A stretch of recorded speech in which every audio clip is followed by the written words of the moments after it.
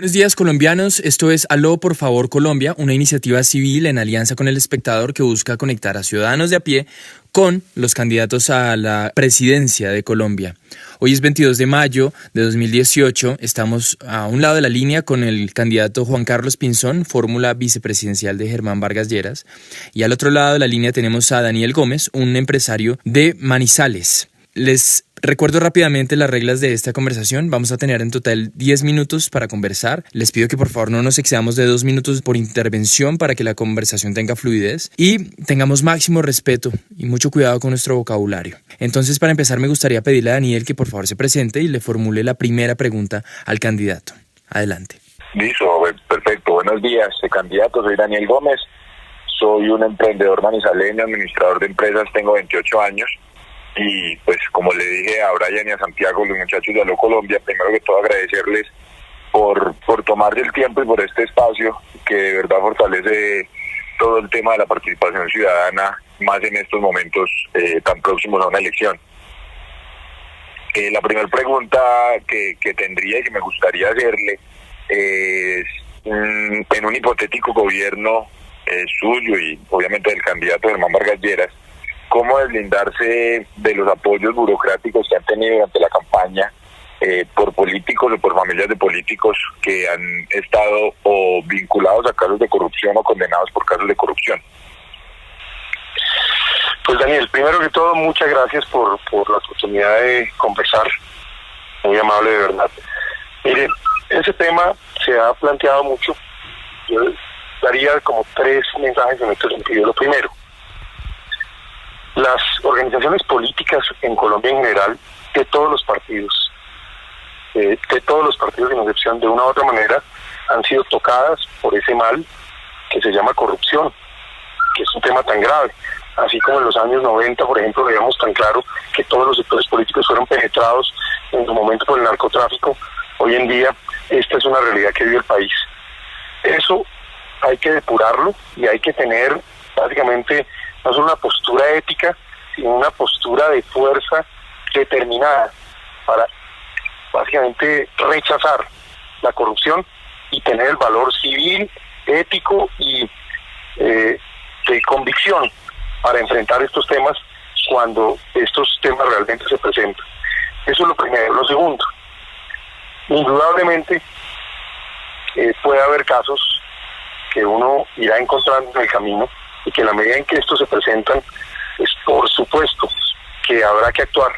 Yo le cuento que yo tuve la oportunidad de ser embajador de Colombia en Estados Unidos, de trabajar muy de cerca y muy de la mano con las agencias de los Estados Unidos en lucha contra la corrupción y la criminalidad. Y si usted recuerda, en los últimos 2 años que se han destapado varios de los escándalos más reconocidos con temas de corrupción, todos estos se originaron desde Estados Unidos. Yo quiero hacerle notar que no es casualidad que de una u otra manera nosotros estábamos allá apoyando y en mi caso incluso impulsando que estas cosas se destaparan y que se hiciera evidente esta problemática que vive el país. El tercer mensaje en este punto es, hay algo muy importante y es el hecho de que no haya reelección y el hecho de que en el caso de Germán Vargas se esté recibiendo apoyo político de diversas fuentes, lo cual hace 2 cosas. La primera, que en ningún caso el gobierno tenga que ponerse a hacer y tomar decisiones pensando en la elección siguiente, lo cual es muy importante para deslindarse de cualquier interés o intención de favor político. Eso es muy importante para el país. Lo segundo, me parece que es muy importante también que el hecho de que no se depende exclusivamente de un sector o de un grupo político, sino que haya una diversidad, pues hace que nadie pueda, incluso lo digo con toda claridad, que así quisiera extorsionar, por supuesto nosotros no lo aceptaríamos en ningún caso, pero que así quisiera hacerlo no va a tener ninguna efectividad porque sencillamente además hay un apoyo político bastante grande. Y cierro con esto, el que se ponga a estar en temas de corrupción, el que sea pillado textualmente en actividades ilícitas o criminales, nosotros no tenemos flexibilidad alguna con esos temas y presionaremos para que esas personas terminen pagando su vida en la cárcel. Y esto cierra con un tema de reforma. Nosotros pensamos plantear la siguiente reforma en materia de lucha contra la corrupción y transparencia, que a propósito está en un documento de política pública que ya fue publicado como parte de los 27 documentos que son los capítulos del plan de desarrollo que Germán Vargas ya tiene para el país listos para el 7 de agosto. Y viene lo siguiente: primero, fin de la casa por cárcel para corruptos. Segundo, pago de recompensas para tratar a la corrupción como estructuras de la criminalidad, como lo hicimos con el terrorismo y el narcotráfico. Tercero, aplicación de la ley de extinción de dominio que se hizo para el narcotráfico para casos de corrupción, es decir, quitarle todo hasta los testaferros. Cuarto, elevar las penas de casos de corrupción a más de 15 años, pero sin ningún tipo de beneficio de excarcelación por ningún motivo. Y quinto, trabajar de la mano, como lo mencioné antes, con las agencias internacionales, porque desgraciadamente muchas instituciones aquí están penetradas, y si bien es cierto, nosotros llevaremos una reforma a la justicia, eso toma tiempo y por eso se necesita esa ayuda internacional para seguir destapando la olla podrida y seguir limpiando el país de manzanas podridas. Bueno, sí, eso estaba dentro de los documentos que leímos y que preparamos. Otra duda que me gustaría plantearles es, y lo acaba de mencionar ustedes, cuanto al tema de la reforma de la justicia. Sabemos que es algo muy difícil de lograr, pero ¿cómo garantizar lo que dice la Constitución del tema de la independencia de las tres ramas del poder en este país, donde se ha demostrado precisamente también por los últimos escándalos que tanto la rama judicial como la rama ejecutiva están casi que cooptadas por el legislativo? Y eso es lo que no ha permitido que se pueda realizar una reforma a la justicia completa.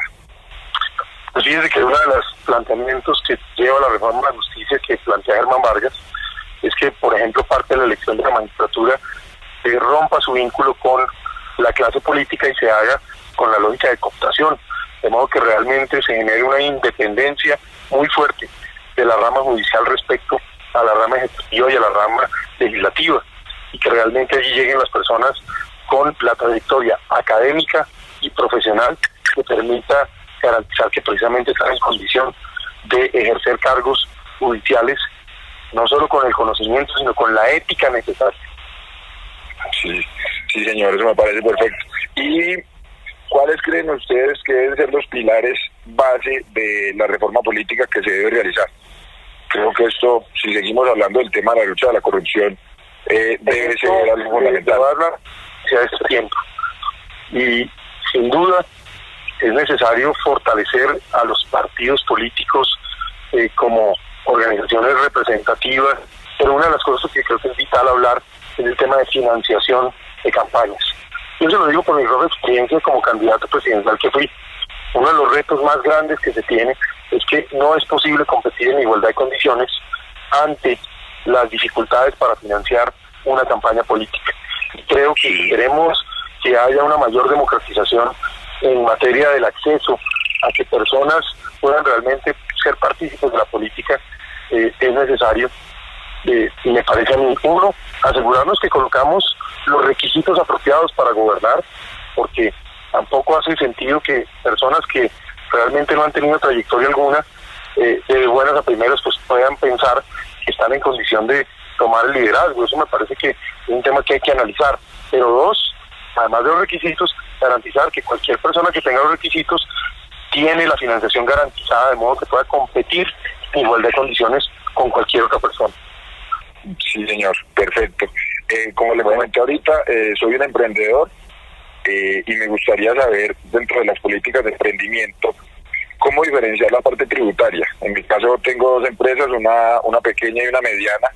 Ambas son pymes, pero digamos que a final de cuentas tenemos la misma carga tributaria en los sectores en los que trabajo de las grandes empresas. ¿Cómo diferenciar esos dos sectores? Daniel, dos temas. Primero, frente al tema de emprendimiento, nosotros somos obsesivos con el tema de abrir el espacio a los emprendedores. Y para eso Germán Vargas ha hablado de crear dos líneas, básicamente para emprendedores. Una de 500.000 millones de pesos para mujeres, con líneas de CAF y BIP, y otra de 500.000 millones de pesos para jóvenes. De modo que ese emprendedor tenga acceso a capital semilla y en particular en los temas de emprendimientos asociados al sector agroindustrial, al sector turismo y a los nuevos sectores de energías renovables, energías limpias y de tecnologías digitales. Creo que en estos 4 temas podemos realmente crear nuevas oportunidades y alternativas que son consistentes con el potencial estratégico que tiene el país. Eso por un lado. Por el otro lado, la idea es también generar un ambiente apropiado para la inversión en general en el país. Eso significa establecer un régimen tributario competitivo con los países que tenemos que competir. Los mismos Estados Unidos ha bajado la tasa de renta corporativa a niveles muy bajos y países como México, Chile, Perú, Panamá, que son nuestros socios de la Alianza Pacífico, pero en últimas nuestros competidores naturales, tienen unas tasas por debajo todas de 30%. Vargas ha dicho con firmeza y ha dado incluso cifras de dónde piensa colocar precisamente esa tasa de renta. Pero también hemos hablado de tasas de renta diferencial, es decir, queremos formalizar empresas. Entonces, las empresas muy pequeñas, la idea es darles unos tiempos, algo así como entre 3 y 5 años, de periodos básicamente de veda de impuestos, de modo que se formalicen, que logren estructurarse, que logren crecer, y una vez estén consolidadas, pues en efecto empiecen a tributar las mismas tasas de las demás empresas, que tengan unas tasas de tributación de entrada. Perfecto, candidato, muy bien. Y una última preguntita, leyendo el documento del plan de educación o la política de educación, hablan ustedes de la creación de una superintendencia de educación. ¿Por qué crear una superintendencia? ¿Esto no sería más burocracia y no más bien fortalecer la capacidad del Ministerio de Educación en este tema del control del gasto, por ejemplo, y todo ese tema que revisaría una superintendencia? Porque son 2 áreas diferentes. Los ministerios tienen como tarea promover una política, ejecutar unos presupuestos y hacer una medición de resultados frente a esas políticas. Las superintendencias lo que vigilan es que se cumplan las normas y que de hecho básicamente la normatividad se lleve a cabo en detalle. Mucho de lo que pasa en el país es que la normatividad termina por no cumplirse y, por ejemplo, colegios y universidades terminan acomodando las normas a su interés sin realmente tener una vigilancia permanente, que no es lo que tiene que hacer el Ministerio de Educación, que es el que tiene que asegurarse más bien que haya más cupos de educación superior, más calidad y, si se quiere, más y nuevas instituciones. Pero alguien tiene que vigilar el cumplimiento de la normatividad, tanto para los trabajadores del mundo de la educación como para la forma como se desarrolla el papel de la educación. Esto ocurrió en otros países. En Estados Unidos hay muchos estados que tienen superintendente de educación y básicamente lo que hacen es un seguimiento a que realmente se cumplan las normas, más allá de lo que hacen las secretarías de educación, que realmente es trabajar por contenidos y por cupos y calidad. Listo, candidato. Esas eran las 5 dudas que teníamos. Le agradezco de nuevo el tiempo y la oportunidad, como le dije ahora, por fortalecer esta participación ciudadana. Y, hombre, les deseo lo mejor en esta última semana. Daniel, muchas gracias. Hoy además tengo un Facebook Live de 3 horas, donde además tengo mi número telefónico abierto y pues me estaré 3 horas respondiendo, así como lo hice con ustedes, estas preguntas con cualquier ciudadano que me llame o que aparezca en el Facebook. Vale, por ahí estaremos atentos entonces. Bueno, hombre, mucho gusto, que estés muy bien. Vale, mucho.